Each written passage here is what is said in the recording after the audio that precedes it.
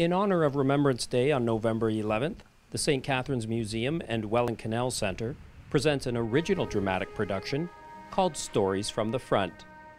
Stories from the Front is a collection of photographs, diary entries, newspaper articles, letters, and some music as well, all put together in a presentation so that people can get a sense of an idea of what World War I was like for people from St. Catharines at the front.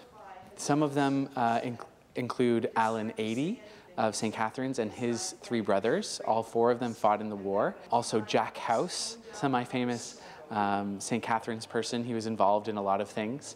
And a number of other people. We hear from a couple of commanding officers. We hear from frontline soldiers. We also hear from Olive Weller, the daughter of J.L. Weller, who was in charge of building the Fourth Welland Canal. And she went on a trip with Catherine Welland Merritt, the granddaughter of William Hamilton Merritt, to Germany. They were actually in Europe when Franz Ferdinand was assassinated, and they were in Germany when war was declared. So you get to hear their sort of escape story as they try to make their way to France. And that's all from her diary, which is in our collection.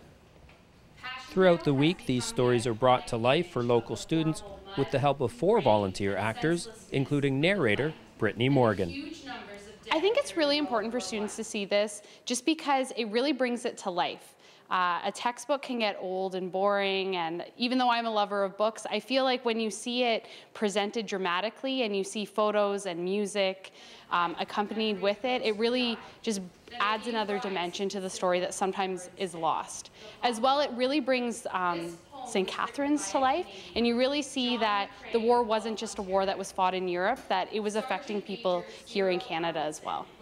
Definitely my favorite story is the one that's kind of closes up the presentation.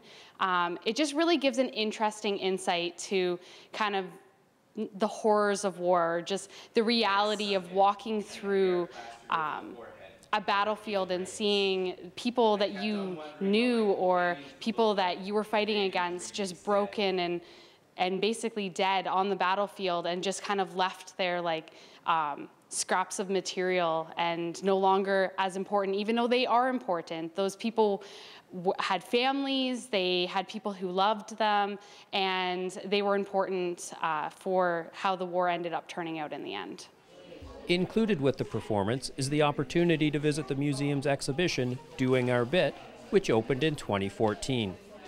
The First World War materials are a big part of our collection, and it's a big part of St. Catharines' history. Over 320 men died serving overseas, and even more served, which is a common story across many cities in Ontario. And it's a really important story of our community, and you get to hear how St. Catharines contributed to the war effort. So in terms of programming for our exhibit, this program is a really engaging, all-encompassing way to really get a frontline experience. A special Remembrance Day performance of Stories from the Front will take place on Friday, November 11th at 2 p.m. Tickets are $5 each and can be reserved by calling the museum. In St. Catharines, I'm Mark Wiccabrado, reporting for The Source.